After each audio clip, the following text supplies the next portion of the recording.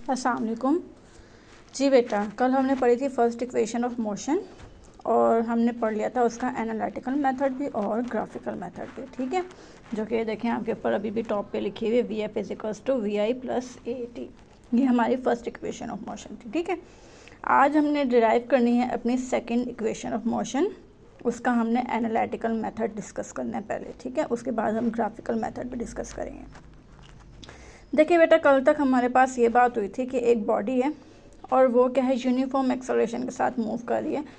Initially जब वो rest पे थी उसकी वेलोसिटी वी आई थी। जैसे ही वो किसी पॉइंट पे जाके रुकी है उसकी वेलोसिटी वी एफ होगी। और आपको पता है इस सब के दौरान में कोई ना कोई टाइम इंटरवल टी भी आया था। ठीक है, किसी टाइम पास होने के बाद वो इनिशियल के बाद फाइनल बन चुकी है। ठीक है, तो वही सब कुछ मैंने अगेन लिख दिया। Let us consider a body which start with initial velocity vi and due to uniform acceleration a its final velocity become vf। Acceleration के बाद उसकी वेलोसिटी कितनी बन गई vf। आफ्टर टाइम t गुजरने के बाद वो फाइनल वेलोसिटी vf बन गई है। ठीक हो गया।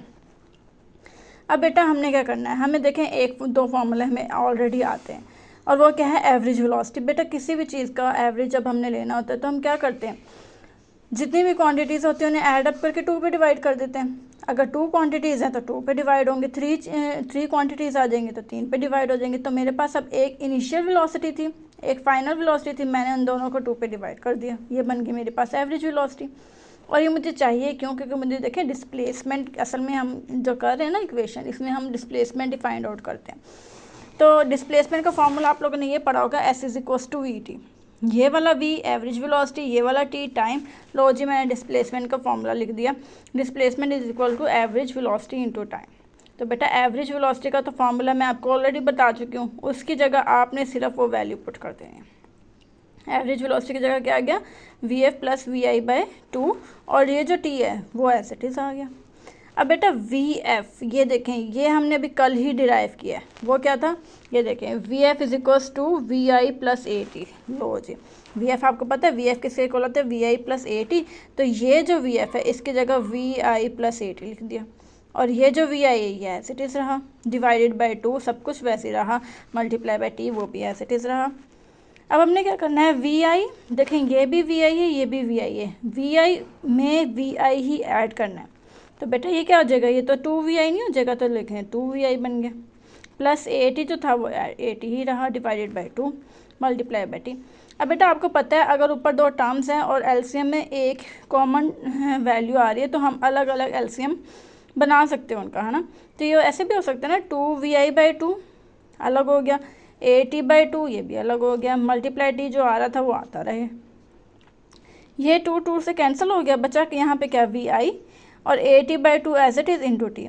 अब ब्रैकेट खोल दें और ब्रैकेट खोल के क्या करेंगे हम, क्योंकि देखें ये वाला वी आई भी टी से मल्टीप्लाई होगा, ये वाला ए टी बाई 2 भी टी से मल्टीप्लाई होगा।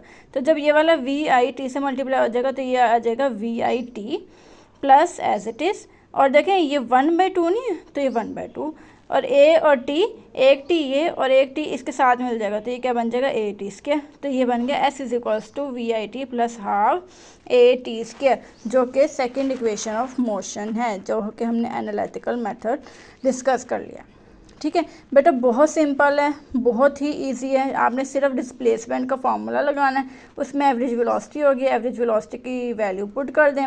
आगे आपने सब्स्टिट्यूशन करनी है, सब्स्टिट्यूशन के बाद जो चीज़ कैंसिल आउट को रिकैंसिल करके अपना एक फाइनल रिजल्ट डिराइव कर लें और वो आपके पास आ जाएगा is equals to V I T plus half A T square. ठीक है, असल में ये हमारे पास पोजीशन और टाइम की इक्वेशन है। ठीक है ना, देखिए पोजीशन एस मतलब डिस्टेंस पोजीशन और टी मतलब टाइम, तो पोजीशन और टाइम की इक्वेशन ये हमारे पास डिराइव्ड हो गई है। ठीक है, जिसे हम अपने सेकंड इक्वेशन ऑफ मोशन भी कहते हैं। ठीक है, ओके जी बेटा, अल्लाह हाफिज़।